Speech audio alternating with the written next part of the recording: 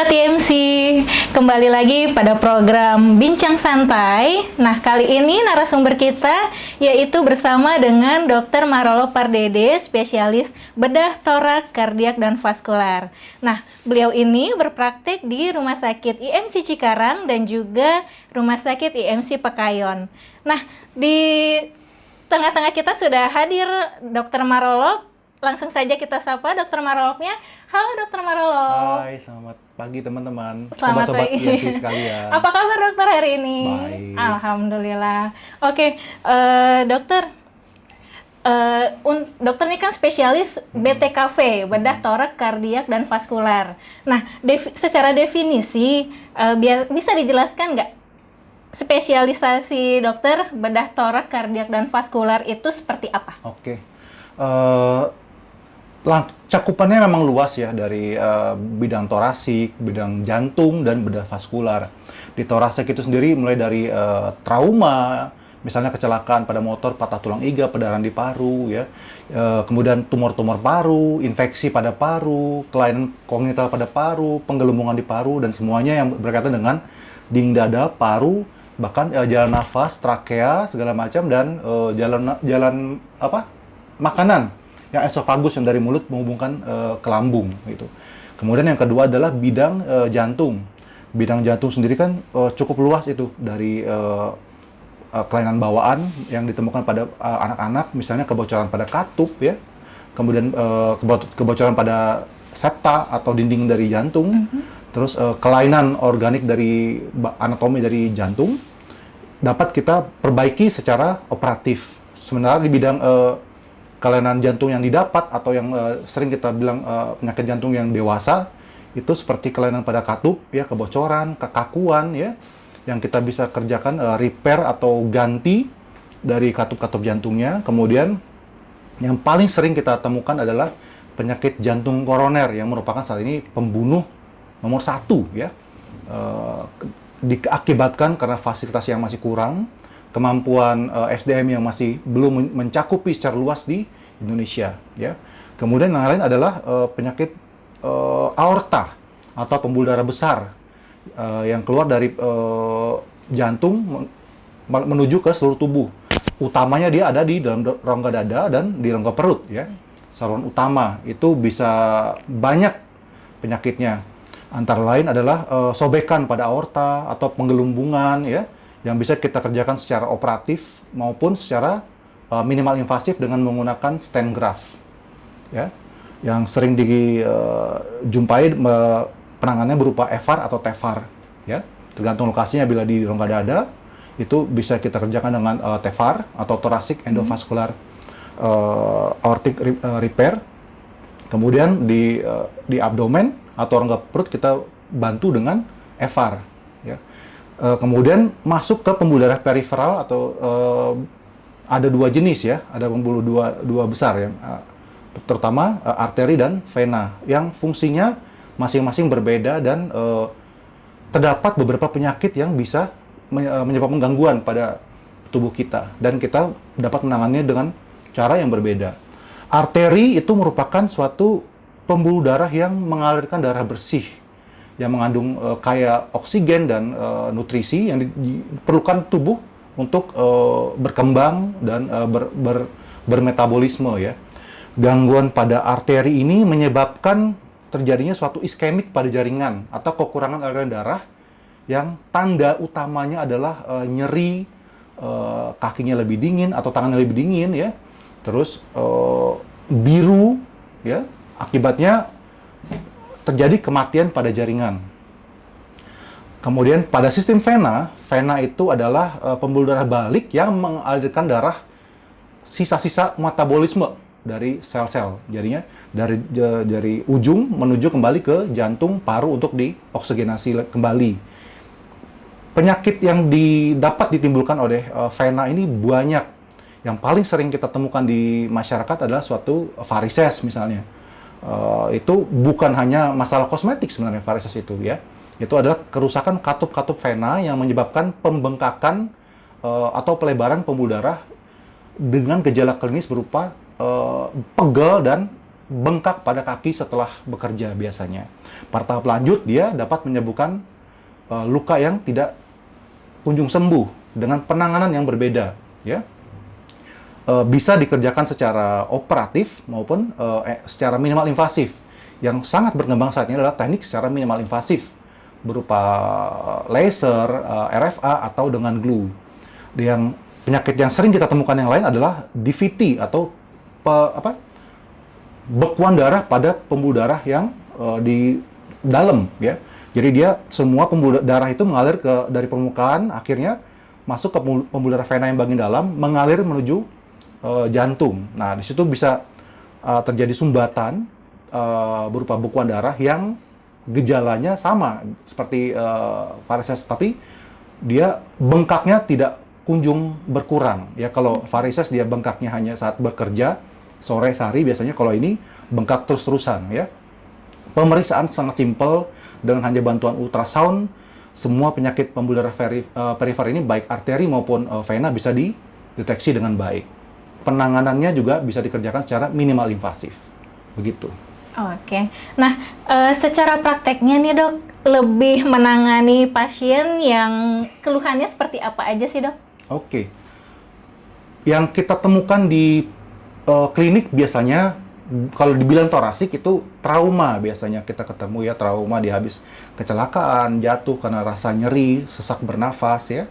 Terus yang lain adalah infeksi dan kelainan pada paru.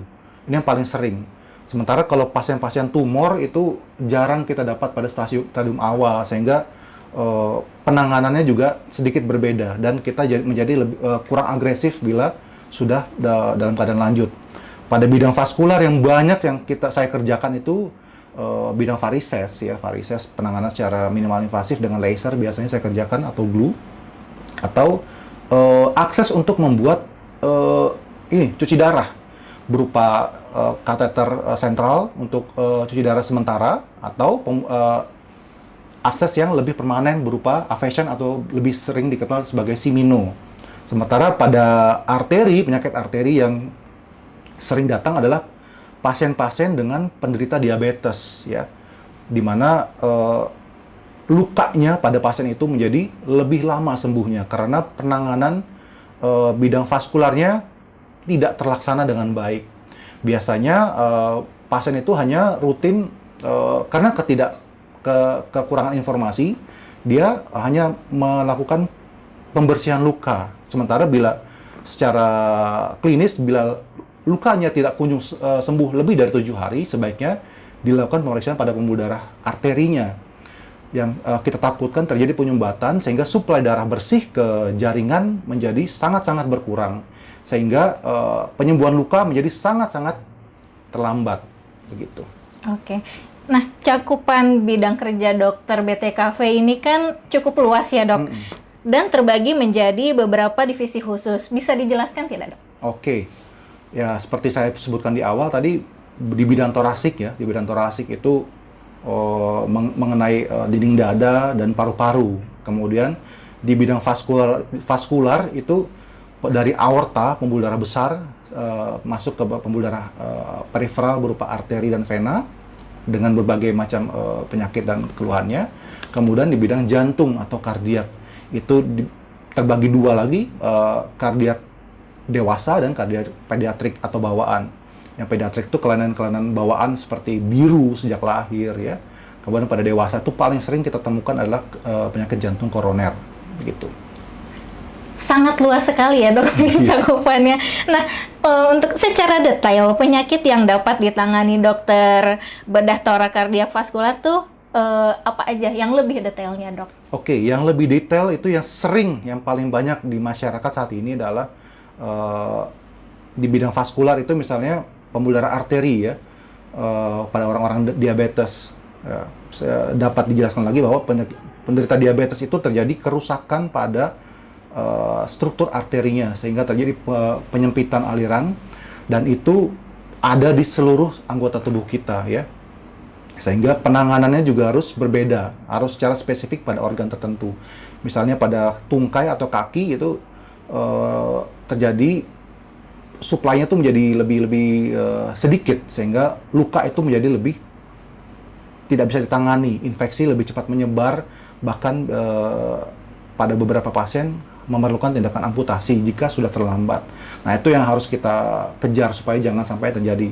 Nah, di bidang vena yang paling saya sering kerjakan adalah varises dan akses untuk cuci darah. Sementara di jantung itu paling sering saya kerjakan operasi bypass koroner ya. Di bidang toraks itu tumor dan kecelakaan yang paling sering. Baik. Banyak sekali tindakan yang dapat dilakukan oleh dokter bedah torak kardiak dan vaskular ya dok ya. Nah, kapan waktu yang paling tepat memeriksakan diri ke dokter bedah torak kardiak dan vaskular dok? Oke, ini kebanyakan pasien datang ke kita itu merupakan referral ketiga. Ya, referral ketiga itu artinya biasanya pasien datang dulu ke dokter paru. Oh, ini nggak bisa dikerjakan oleh dokter paru. Kita harus kerjasama dengan dokter bedah toraks, misalnya dokter BTKV. Oke, baru dirujuk ke kita. Itu penyakit-penyakit tumor dan lain-lain ya. Kemudian bila ke dokter jantung, biasanya pasien dengan nyeri dada, yang tidak dapat dikerjakan lagi tindakan secara pemasangan ring dan stent. Itu memerlukan kerjasama dengan kita untuk melakukan tindakan operasi bypass jantung. Yang sering datang langsung itu adalah penyakit-penyakit pembuluh darah ya. Penyakit pembuluh darah ini seperti saya bilang tadi, yang arteri dan vena dan aorta itu beberapa pasien yang nyeri pada perut dan dada akibat rusaknya pembuluh darah arteri, aortanya terjadi sobekan dan pembesaran. Itu life threatening atau dapat mengancam nyawa. Oke.